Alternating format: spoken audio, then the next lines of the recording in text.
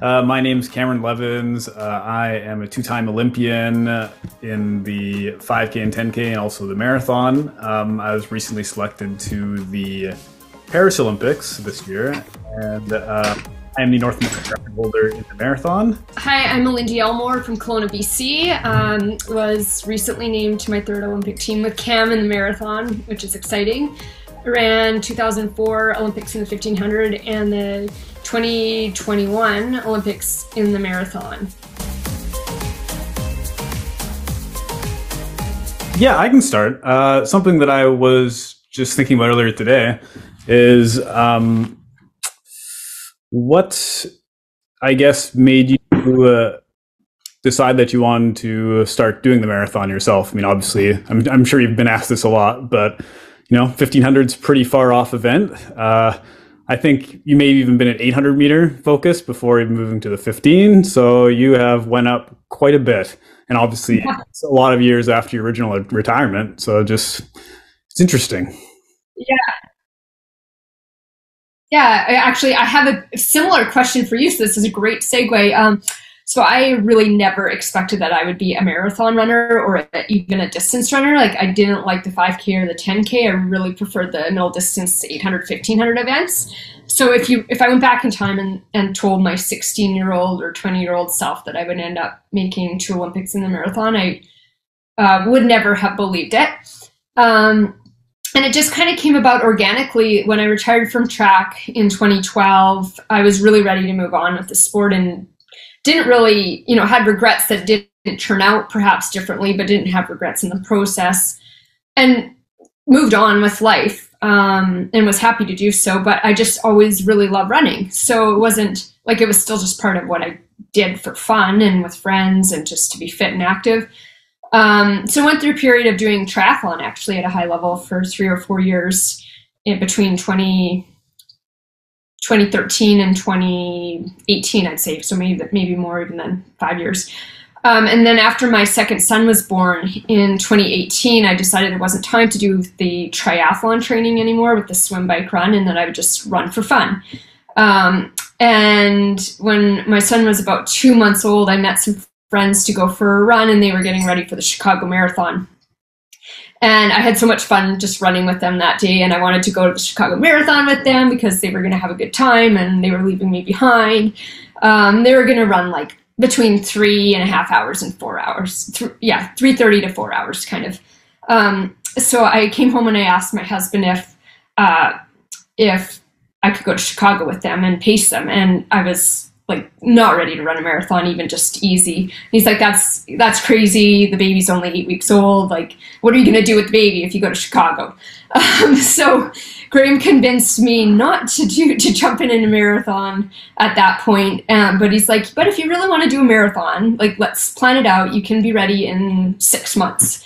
So I said, okay, well, would you just like make up a training plan for me to follow? Because I was really out of shape then and couldn't really run more than like 45 minutes easy. And so we picked Houston. And so that's why I debuted in Houston in 2019. And it took me a few months to get into the training program. And then once I did, it just kind of clicked, and I loved the workouts and I loved the training. And then I went and I did the race, and I just absolutely loved every moment of it and finished the race and way exceeded my expectations. And I ran 2:32, which, like, when I had decided to do that a few months earlier, never was on the radar. And then Graham and I just looked at each other, and he's like, you could run Olympic standard next race. And I was like, that's ridiculous. That's insane. Why? Like, never would have thought that would be the plan. And then we just figured, well, why not go for it? And then next race around 2:24. So it's like, well, I guess I'm in the marathon now. Right. Yeah. And I mean, that's one of the nice things, of course, with your husband being your coach too, right? Is he can see that. I mean, you're talking about not being able to run, a 3.5 hour marathon. And then he's like, oh, well, 6 months of training, be fine. And suddenly you're running 2:32 an hour faster. So it's pretty crazy stuff. Yeah. And it's great. I mean, like, one of the things that I was told a lot before I debuted in the marathon was that you really want to have a positive experience in your first one. So that's like your strong memory of the marathon is having a good one to start off with. And instead of having a bad experience and then kind of constantly having that concern as you move forward. So Having a really good first one, I also had a very good first one, is I think super important. It's my triathlon coach used to say, if you can go into a race with no expectations, but he would say that doesn't mean low expectations. It just means like really process oriented and execute your fitness and execute a good race plan. You should have a good race. And I think it kind of speaks to that. Like, at least the way I ran the first one, I didn't expect to run 2:32. I was just like, okay, I'll do the best I can do today, and I will run smart, and I'll run patient, and I'll be relaxed, and I'll have fun. And then instead of being like, oh, I have to run this X pace or this X time, and it shifts your focus. And yeah, I agree. Like, if it can be a fun first experience, and at least you always have that to go back on when inevitably you're going to have a hard marathon in there if you keep doing them. Yeah, no, totally. I mean, that's very freeing, of course, to be able to shift your mind off pace and just kind of run as you want to. And I mean, I think that's important anyway with the marathon, is staying in the process of it, because it's, of course, such a long event that once you are thinking about the finish too much and how it's going to go, it's easy to lose focus and potentially get yourself in a bad spot, I think. Yeah, totally. This is off my scripted questions to ask, but I'm thinking about it right now. But do you have a point in the marathon where you're like, I've got this. I know I'm good. I'm gonna have a great day.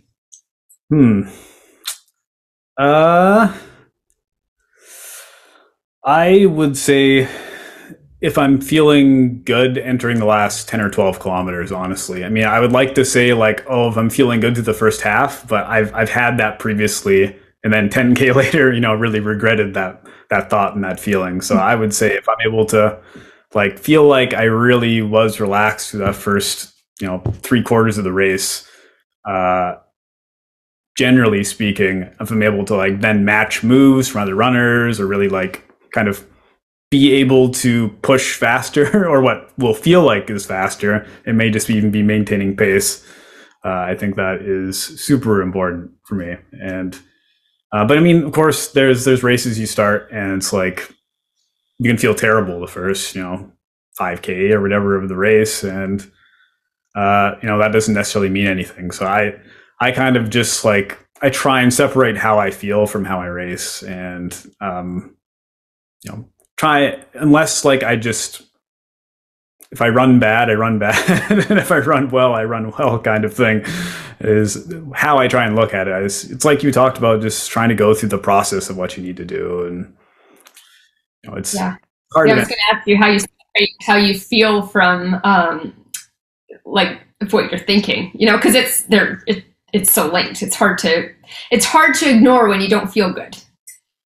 Oh yeah, no, totally. And I mean, that's, I think, why you can tend to be inconsistent in a race like the marathon, because if you're not feeling good, it's a long time to not feel good, and very difficult to keep that strength and focus.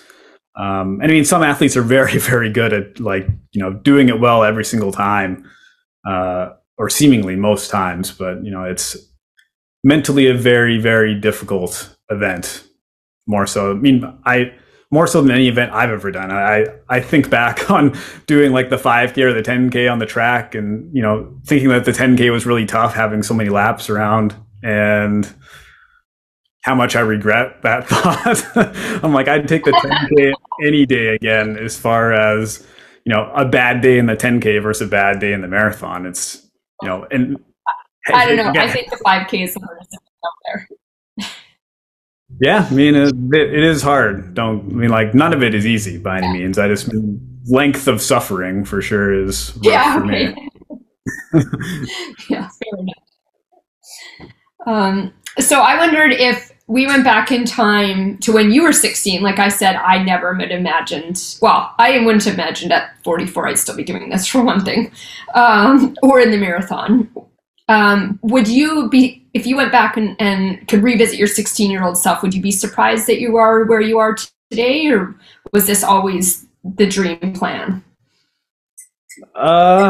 Man, I don't know if I would have even considered having reached being an Olympian, at that point, it was like, it's one of those things that you obviously, I mean, probably all of us dreamed about growing up, but it was just such a far off level at that point that, I can't even,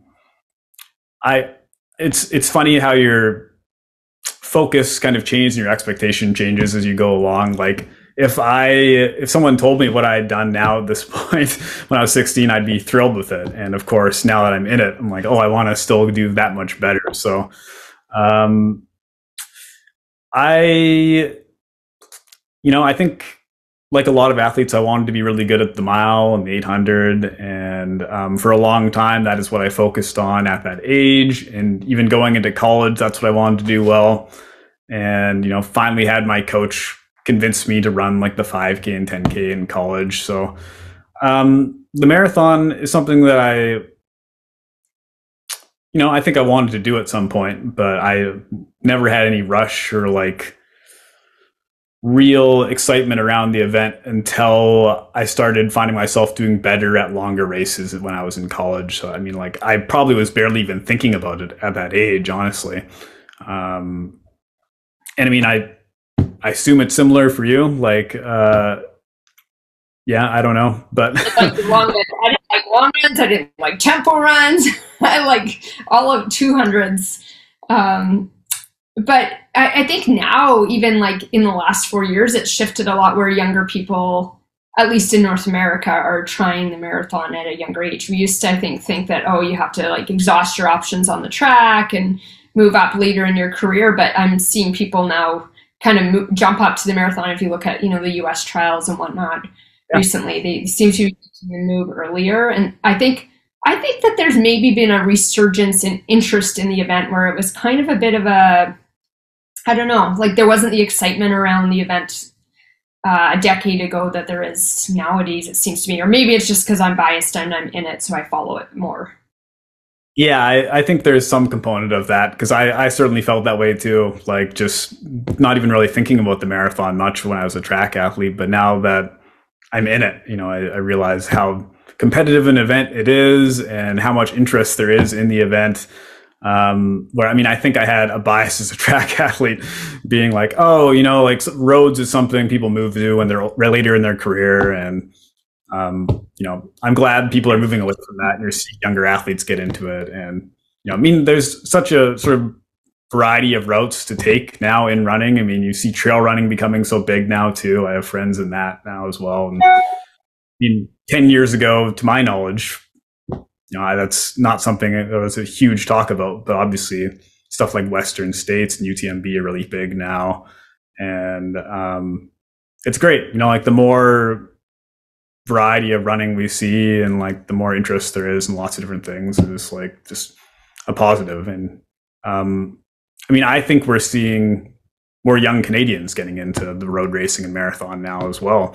I mean, certainly, I'm obviously paying attention to the men's side, but like there's guys that are in their 20s competing well in the marathon and doing really well. And that's, exciting for me as, not an old athlete, but more of a veteran of the sport for sure. And yeah, I guess that's. Well, I always feel like maybe a reason why like trail running and these sports are becoming more popular, and I could be again wrong, but is just the rise in streaming and social media and coverage, and it just makes it so much easier to follow athletes and follow events than before. It was just a result. And when I started running or started like at my first Olympics 20 years ago, there was no Facebook, there was no Instagram. There was, like I literally would run a race in Europe and go back to the hotel and call home collect to tell my parents of my race result. Wow. So it's hard for people to get maybe behind these stories and these events when you're just hearing a number at the end of the day and you're not actually like invested in watching the journey and watching the races play out in the same way. Possibly. Yeah, that's true. Yeah, I mean, I think of like when I entered college back in, I guess, 2007, like flow track, it seemed like it just had started at that point, and that was like a really big thing at that time. And of course, yeah, streaming has evolved to where it's like if you if there's a race you're interested in, you can generally find it somewhere and watch it. Like, and that's really great in general. Just like to have that option outside of just mainstream sports in general. Like my wife and I are really interested in figure skating and gymnastics as well, and we try and follow that closely. And like, that's not things that are considered, I think, super mainstream outside of like the Olympic years. And it's really easy to find whatever we want to, you know, which is super cool. But yeah, I mean, I can't even imagine like what I just got a computer, I think, barely, like a family computer back around 2000, like had dial-up internet. You know, I imagine trying to look up that kind of stuff. Yeah. But yeah, one of the other things I wanted to ask you was, how do I ask this? What was it like trying to go to the NCAA? Do you remember, like, back in the day? Because I mean, when I was getting recruited as a high schooler, like I went through like a whole process of like trying to put myself onto a recruiting website. I mean, obviously you went to a big university like Stanford.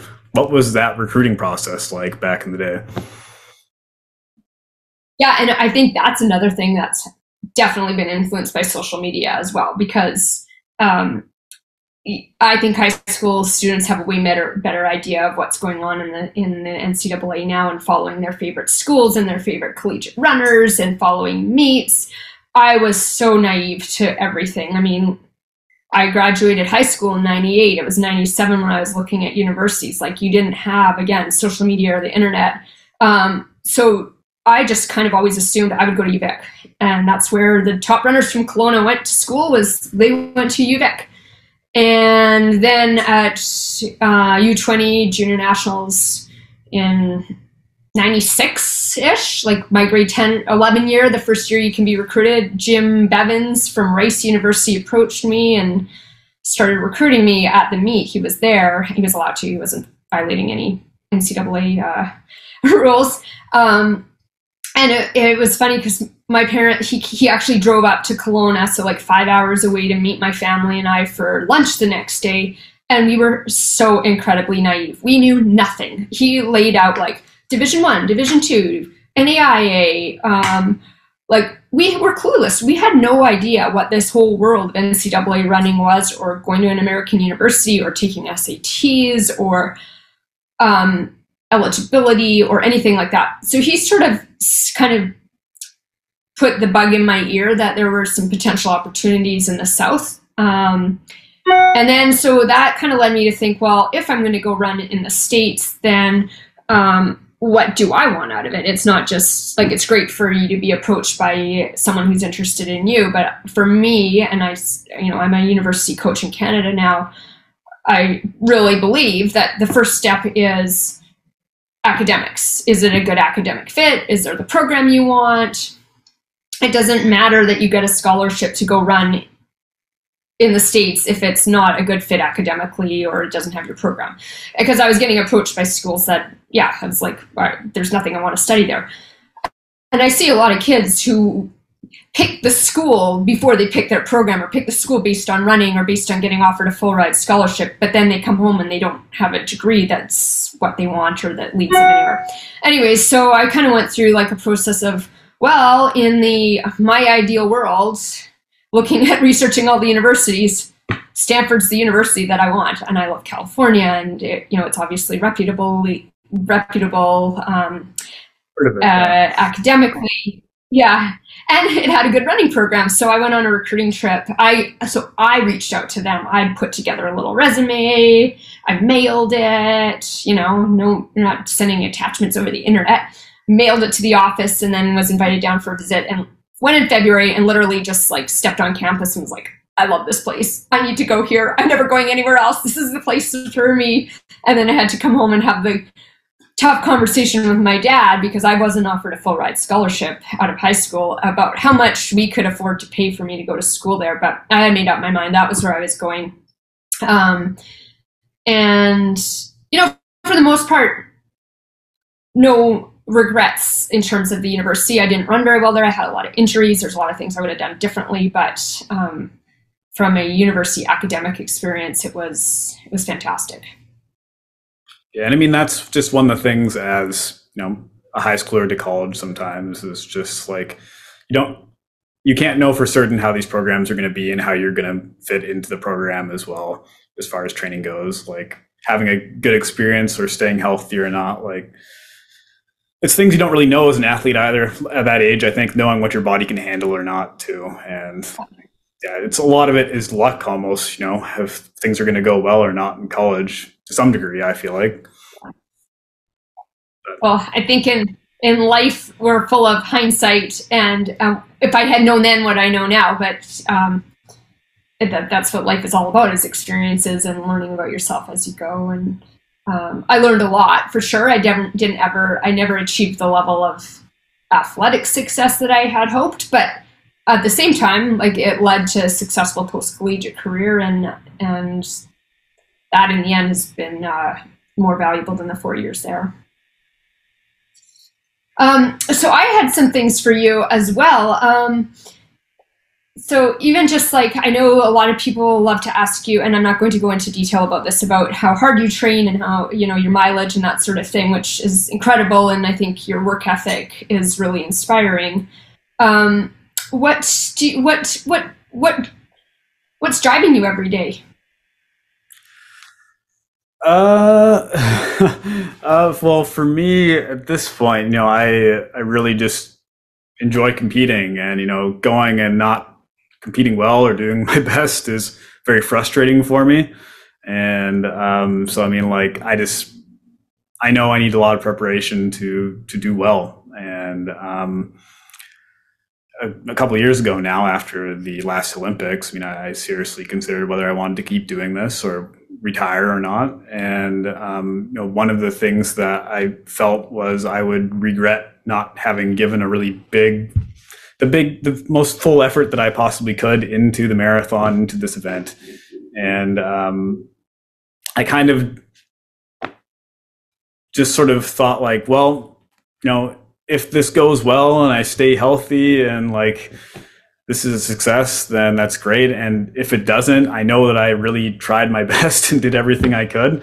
And obviously I've come out the other side of it very positively, but it kind of felt like an all or nothing thing. And I mean, like you've said, I train very hard, but I mean, and run a lot of mileage. But it's not like that was my first choice. It's like I've got to this be as like a last resort at this point. I've tried a lot of different training over the years, and I'm at this because it works. What works for you?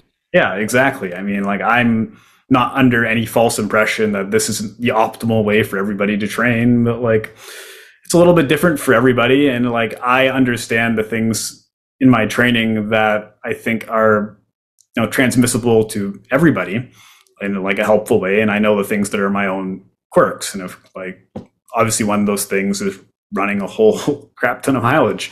But I mean, like, things like weightlifting, having more speed work in your marathon builds, and like more 5K, 10K work, I should say, because for, speed work means a little different for track athletes. Yeah. So yeah, I mean, I've come to this situation because I think this is what I need, but all the good athletes, train super, super hard. I think it's just in different ways. Like, so, I mean, I have some infamy as far as it goes, but like, I have no illusions that I'm training harder than like the best athletes in the world. I know they just do it in a different way, as everyone is. And I don't think it's infamy. I think it's a lot of respect, because at the end of the day, like you say, if you did your best and you did everything you could that you believed you needed to do, you have to have no regrets with the results, right? And hopefully you walk away having achieved what you want to achieve. And if not, then like we say, at least that you put it all out there and prepared the best you could. Yeah, and I'm. Sorry, go ahead. No, you continue. Oh, I was just going to say that, because like ultimately the highest level of success, winning a world championship or an Olympic championship, like only one person gets to do that. You really need to find your own barometer of success, right? And like what is something you can be happy with ultimately, because like if the thing is being the very best, only one person in the world is going to be happy. If that's like the only way to consider yourself successful and happy. And so I mean I certainly won't have regrets, because I mean my focus is working hard and doing my best. Right. Yeah. 100%. Yeah, and you also realize that life actually doesn't really change that much. Like in the sense that for track and field athletes, making the Olympics is the pinnacle of the sport, and so many people put so much into it, put so much on hold in their lives, like you say, work so hard, have so much support, but it's there's so many factors, including luck, including who else shows up, whether you actually make it or not. But having made it now a few times, I realized like my life actually wouldn't be any different. Like, it's cool to say that you've been to the Olympics. That's great, and it's a great achievement. But it still marches forward, and if you can't derive satisfaction from the process and from where you're at in the rest of your life, then it's actually kind of meaningless.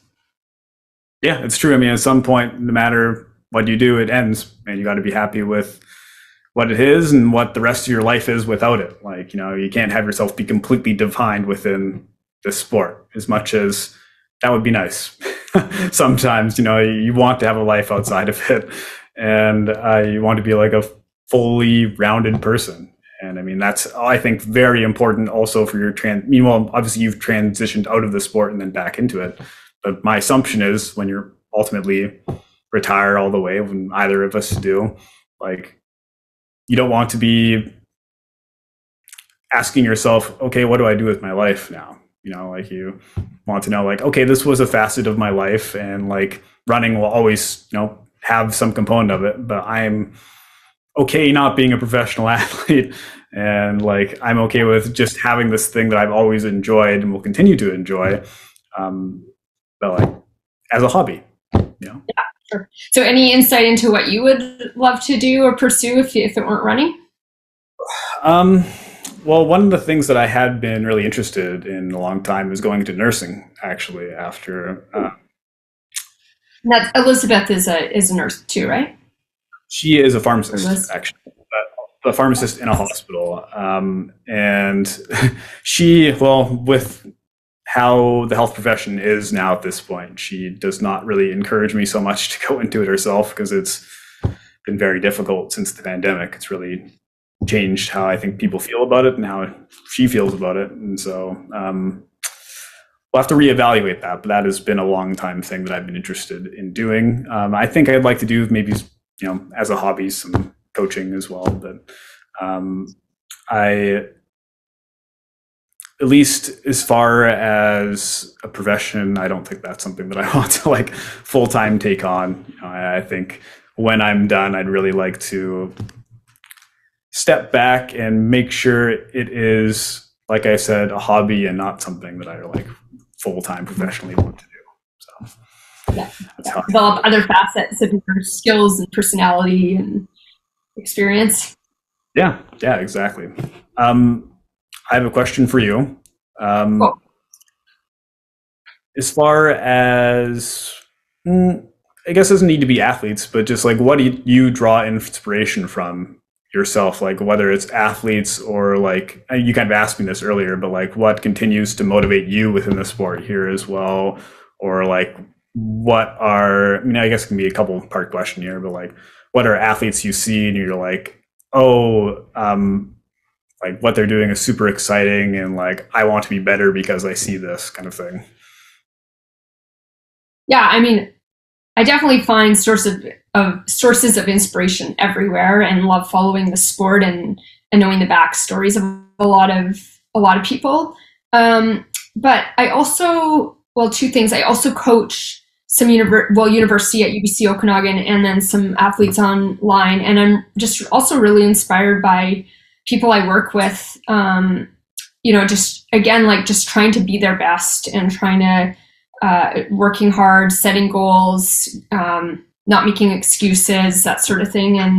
And for example, like I'm, really lucky to work with a number of women who have jobs and who have children, who have busy lives and who want to run a Boston qualifier, run a PB, runs sub 3 hours in the marathon. And it's no small feat to do that when you're balancing so many other things in a day. And, people who get up at 4:30 in the morning to go get their long run in before going to work 8 hours and then going to kids' activities and cooking dinner, and just like really cool that that people love running so much and are believe in themselves and are willing to put so much into their own personal goals.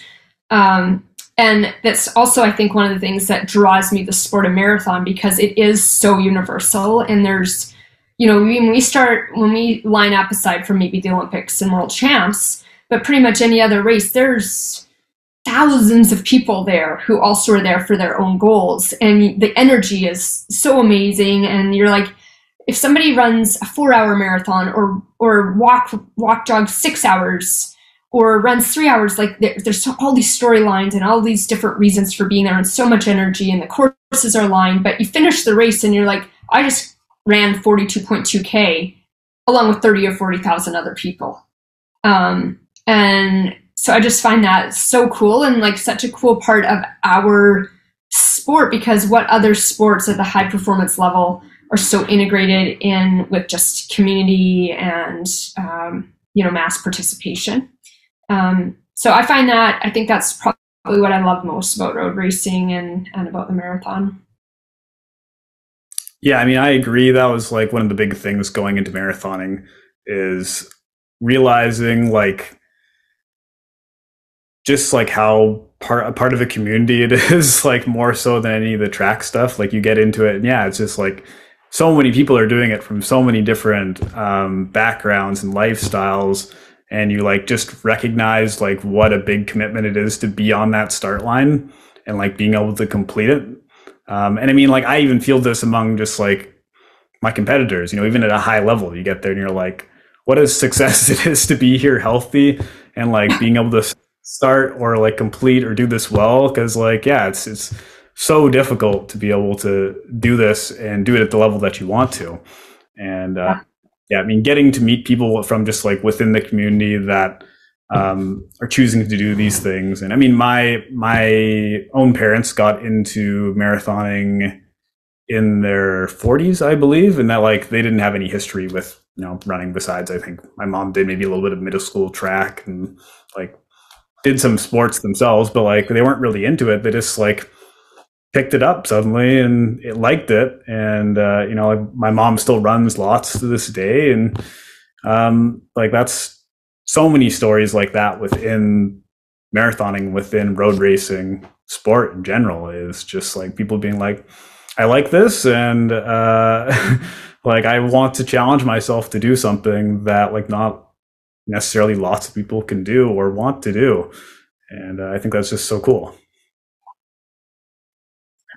Just finishing a 10K or a marathon, or like there's so many, it's an amazing accomplishment and even for us, like you say, like I was thinking, well, even if we're having a bad race, let's say, maybe you're 2 minutes off or 3 minutes off your goal time. In the grand scheme of things, how little is that, right? But we're so focused on that time performance. But the fact that, like you say, you get to the start line healthy and you cover 42.2K in your case, just over 2 hours. That's pretty incredible. Yeah. And you can never think, I can never think of the marathon as a whole race. When I get to the start line anyways, it's too daunting. It has to be in chunks. Otherwise it's like, what am I doing? I'm going to go run 42 kilometers as hard as possible. I'm insane. Everyone else here is insane too, though.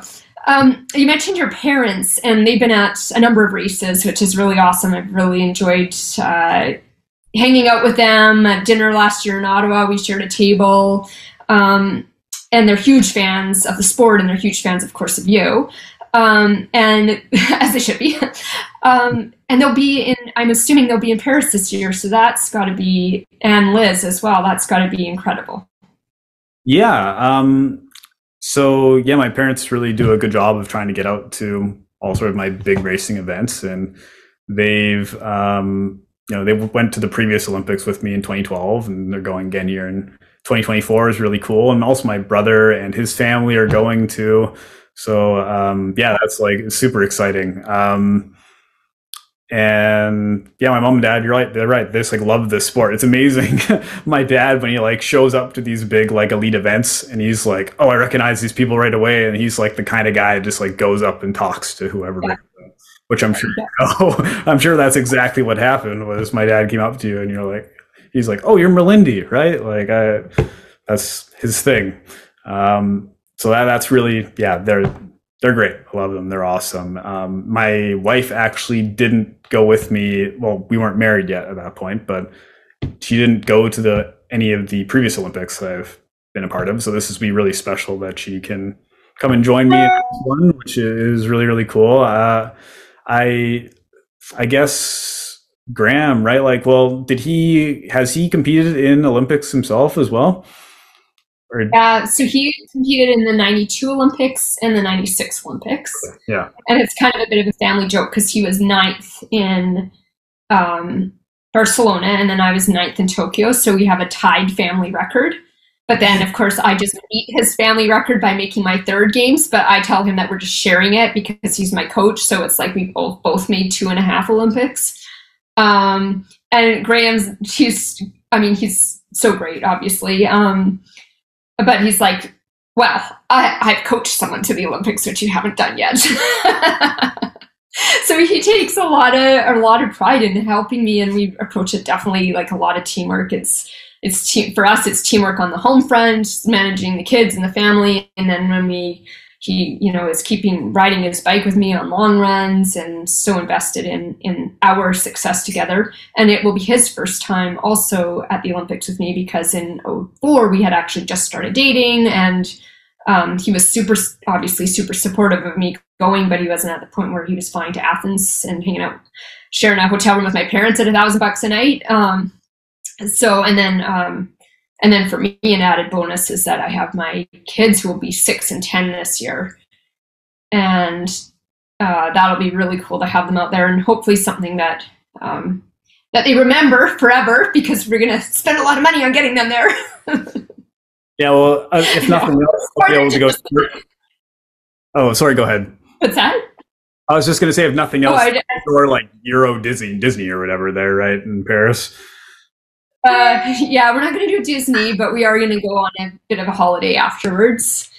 And yeah, I mean, we were both in Japan together, and that was such a shell of an Olympic experience. So it kind of almost feels like we didn't really get that. It was a race. It was a great race.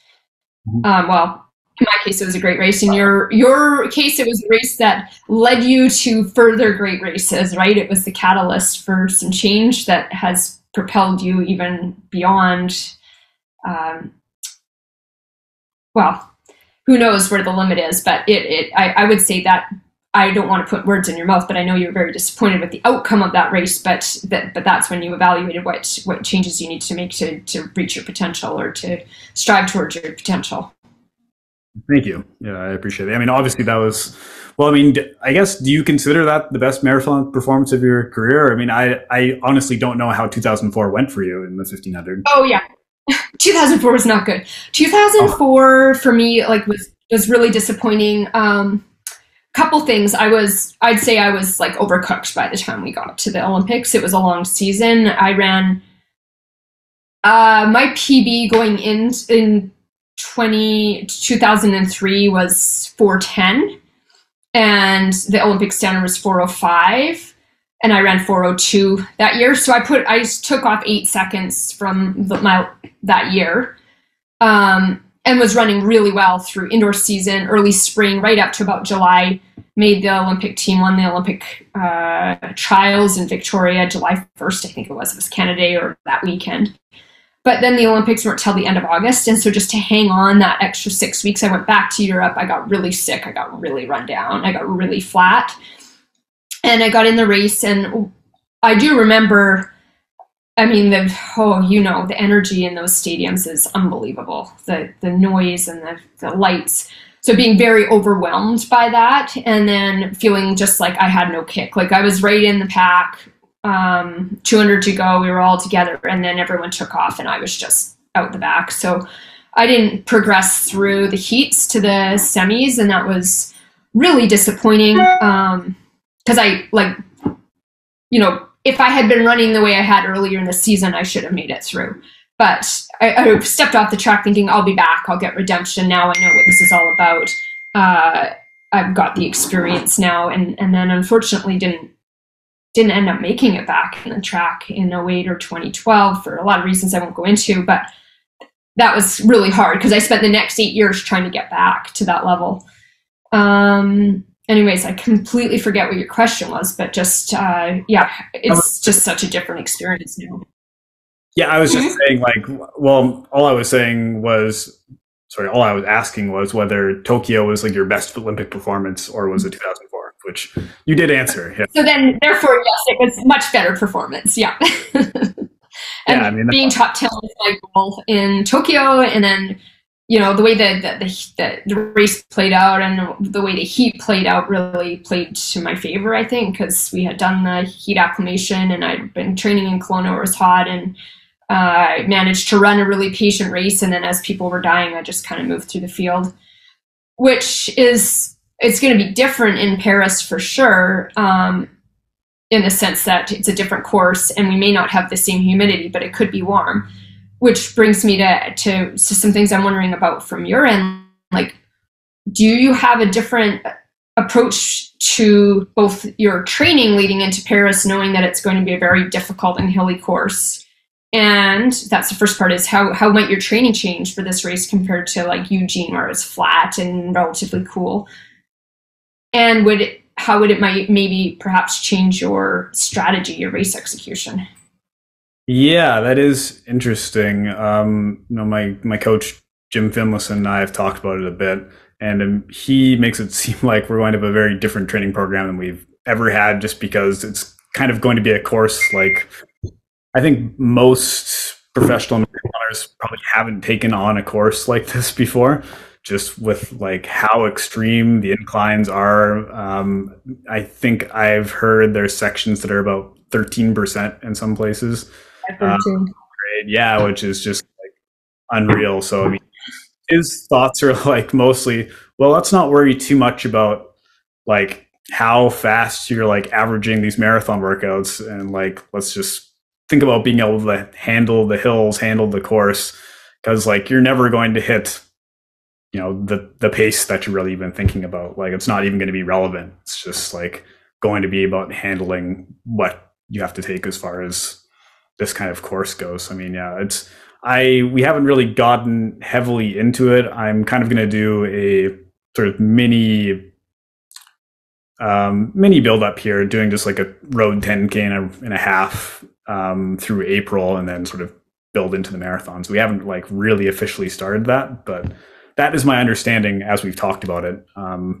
And as far as racing goes, yeah, it's interesting. Like the strategy you've talked about, like, you know, gauging how fast you should be depending on what the temperature and humidity is like. I think maybe like it's going to be obviously important still. It's just going to be a little different to judge because it's so hilly, and it'll be like hard to know exactly. It won't be, I think, as easy to look at your watch and be like, oh, this is the pace I should be running, because like, yeah, it's going to be such a, like, depending on where you are in the course, that can be very, you know, very different pace that you should be running.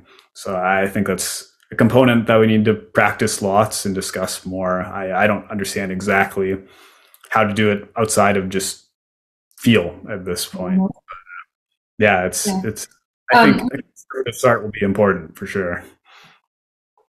Would you run with heart rate or any other different kind of metrics? That sounds like the plan is using a heart rate stuff for a lot of the like graded hill stuff. Just like get into the right range while handling that stuff, and like being able to get the correct effort that you want while still like getting the training you want for a particular course. So that is the plan, yes. But it's not something that I typically view, because I just have like a watch one and it's just not accurate enough. Like I'm going to need to get something better. Yeah, strap props. Yeah, I did a workout a few weeks ago because we're starting to integrate hills into some of my long runs, which I have to do really cautiously because I get a hamstring tendinopathy problem pretty easily when I run hills, and it responded right away. It just doesn't like it. So I need to build up a lot of strength to be able to even handle the hills. But anyways, I ran a 5K at marathon pace on the flats, and then I went back onto the rollers in Kelowna and ran 10 or 12K at like, it wasn't even it was just a different effort. And then 5K fast again at marathon pace. My heart rate on the hills was the same as my heart rate on the flat. And I was running a minute slower per kilometer. Yeah, I looked down and I was running a 430 kilometer and my heart rate was the same as running a 325 kilometer. yeah, those hills are crazy. Yeah. Yeah. Yeah. I mean, well, you're starting right now, I, lots of time to get ready to be able to handle it well. Like at least you know, right? this is one of the blessings of being nominated early, is knowing that and being able to start to prepare. And I know you have started going into the weight room a lot more. I go religiously twice a week and do pretty heavy weights and have a pretty specific weight program that now we've changed to include more eccentric loading, more hamstring, glute, that kind of stuff. And then also, I think maybe even more importantly than running the ups is being able to have quadricep strength to handle the eccentric loading on the way back down the hills, because it's kind of a double climb and then about a 12K flat section to finish. So people quite likely could be absolutely destroyed coming off the second set of hills into the flats to finish. Now, we don't want to give away all our secrets, but what would you think? What's that? Oh, I said that is how the course looks. Yeah, it looks like it's most of the climbing in the first half and then like a pretty large descent, and then sort of relatively flat over the last 10K. And that's what I've thought too, is like depending on how you handle that first section of the course, first section, what I mean before that final flat, is really going to determine how that final 10K, 12K, whatever it exactly is, goes. It's just like how well you're prepared to handle that first part of the course. Yeah. So no spring marathons. That's not on your radar? No, I mean, with the difficulty trying to qualify for the previous Olympics, I ran quite a few marathons in that build-up, and I don't know whether that had any contribution to a bad marathon at the Olympics, but I just kind of I don't have to do that at this point. So like, I might as well not, copy what definitely didn't work, Yeah. So might as well just work on the things that I know that are helpful for me, which is, getting a faster 10K, getting a faster half in this build up before, transferring to the really specific marathon stuff, kind of build up that we want. And what is your really specific marathon? It may be in a perfect world and not an atypical course like we have. What would be an example of one of your like key marker sessions? Just for like a sort of regular marathon build, not obviously this Olympic one, right? Yeah. Well, a couple of the ones that we like to do are 5x5K with, I think it's usually a K in between at like a float pace, which is, so like the 5Ks are at marathon effort, and then maybe like a tad bit faster, and then the Ks are about maybe 20 to 30 seconds slower kind of thing. All continuous. And we found to have been really good. As far as doing like half marathon stuff, we really like 3x5K, or kind of a ladder down as well. Sometimes it's like 6, 5, 4, 3, 2, 1, and doing that all at half marathon pace, maybe down to 10K at the very end. Can you do starting at 6K at half marathon pace, so 21K of work at half marathon pace or faster? You can execute that? I have previously, yeah. And that's a really big confidence builder when you're able to pull it off, because like that half marathon effort is so tough. I still feel like I'm trying to figure out that event well, because it's just like you're really riding the line of going slightly too fast the entire time, and like crossing over it can be devastating to the rest of the race. So it's a very difficult event. But it's like doing workouts like that give a lot of confidence for sure. How about you? Yeah. Oh, I was actually going to say I was just thinking of you on Sunday because I ran the first half, and you ran so fast there last year. And like you say, I kind of rode the line early, and then just didn't feel so hot the second. Well, it was also rainy and cold and windy, so just wasn't perfect conditions. But anyways, it's an uncomfortable pace. You almost feel like you're going 10K pace. And I remember thinking at a certain point, like, I do like marathon pace better. Like, you always have to be a little bit more controlled in the marathon pace, and you can't get to 12K remaining in the race going, I'm done, because 12K in the race and the marathon is when it starts.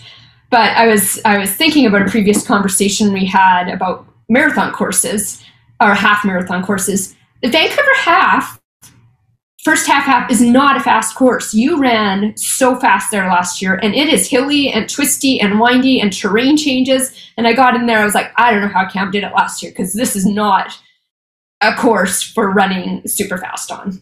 Oh, thank you. I mean, that's why I had confidence to go run a fast marathon a few weeks later. Was like, I'm like, well, yeah. Even going in, I was like, if I can run like 60 something, like I think that's like definitely going to make so I can do, go with the leaders in Tokyo. And that's what happened. And I was like, well, like all the confidence that I need to go and do what I want in that race. Because, yeah, I mean, that was my impression too. Hitting the section, and I'm like, I'm doing cross country course now all of a sudden. Like, it's gravel, going through. And making a short turn, and then another short turn, and then a hill. Yeah, it's funny. Natasha Wodak, for those who don't know, and actually, she's been helpful for me for this in the past in a lot of different races. She often kind of like gives a little bit of information going to some races, like for people that are their first time, like not knowing what to expect, like kind of gives a little bit of feedback. And that was really helpful for me. I kind of knew what to expect some regard going into it. And she's done that for a few races for me that I'm like reading through her Instagram post to be like, all right, what do I need to know for this course? And I mean, it worked well for that one, obviously. But yeah, you're right. Like the final climb, like in the last kilometer, was just like brutal. It was like the worst. I barely thought about it going out and coming back. I was like just working so hard to climb that thing. Oh, I know well. It's very fresh in mind. It's I'm still very short too. I ran slower in that race than I like to split in the marathon, and it felt way harder. Like there's no way I'd be running a marathon, that effort. But it's also part of the process that one has to remind oneself that when you're 10, I'm doing Boston, so I'm 10 weeks out. So when you're 10 weeks out from a marathon, there's still a lot of work to be done. And it's kind of those like stimulus that you need to help the training. And I never just do a 21K that hard all in one session as a training session. So sometimes that's why those half marathons, well placed, can help you with the marathon. Yeah, totally. I mean, yeah, that's way earlier than I think I've ever done one for myself. That's for sure. Like, yeah, typically we're maybe 3 or 4 weeks out is when I do a half before the marathon. I know what the difference a month can make in marathon training sometimes. Tons of difference. Do you find though that there would be a point where it would be too close because they can beat you up? What's the closest you would do a half marathon before a marathon? Well, the closest I have done it was before Tokyo. Actually, I mean that was just a few weeks beforehand. That's 3 weeks. Yeah, and like it worked well in that instance. I mean, I think it's really like going out and soloing. Oh, sorry, go ahead. You're fit enough to handle it. You could recover well. Yeah, I mean, there's that aspect of it. And like for me, I just went out and soloed the race basically. So it's not like I necessarily got pulled along by someone else and went outside the effort that I wanted to. Like I went and got exactly what I wanted to get out of it and not what someone else, forced me to get out of it kind of thing. It's depending, if I went to, Houston or Valencia, let's say, it's a really competitive half and I went and did that a few weeks out. Like that's potentially a very different situation, I think. But yeah, those are the races you kind of want to peak for and not have a marathon around the corner. Right. So are we going to see you ever make an attempt at a sub 60 half marathon then? On one of those fast courses? Hopefully April. Yeah, that is my plan. I would like to take my shot at it at least once more before the Olympics here. Yeah, I I guess I didn't necessarily think it was like going to be easy, but after like running the 60-18 on that course, I'm like, well, that seems like I can do it for sure. But it's a difficult event. Like it's really difficult to figure out sometimes.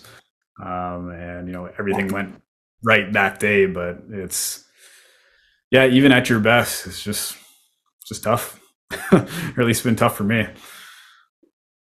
Yeah, and then the timing of when it fits in, especially around a marathon build and after a marathon recovery, and then you have the Olympics. So it is hard to find that perfect, unless it's like your actual A race for the year or the half year. Um, it can be hard to figure out when you're going to run a fast half. Sorry, is what I'm trying to say. Yeah. Do you have any other races planned before Boston yourself? Yes, I do. I'm going to do New York half in March. Cool.